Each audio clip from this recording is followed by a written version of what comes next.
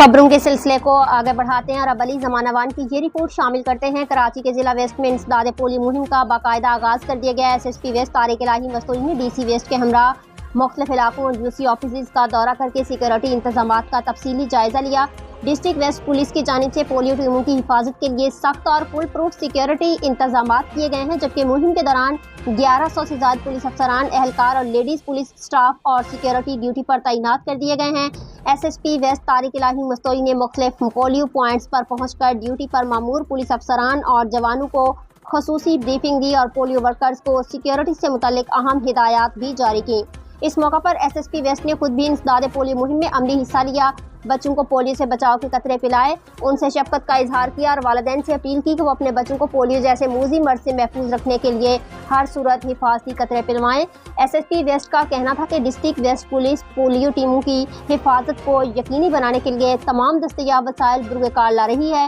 اور سیکورٹی اقدامات کو مزید مؤثر بنایا جا رہا ہے تاکہ مہم کامیابی سے مکمل ہو سکے۔ انہوں نے عوام الناس سے بھی اپیل کی کہ وہ پولیو ٹیموں اور سیکورٹی پر مامور پولیس اہلکاروں کے ساتھ مکمل تعاون کریں تاکہ پولیو کے خاتمے کے قومی مشن کو کامیاب بنایا جا سکے۔ ڈسٹرکٹ ویسٹ پولیس کی جانب سے کیے گئے مؤثر انتظامات کو شہریوں نے سراہتے ہوئے امید ظاہر کی ہے کہ مشترکہ کوششوں سے پاکستان کو پولیو فری بنانے کا خواب جلد حقیقت بنے گا۔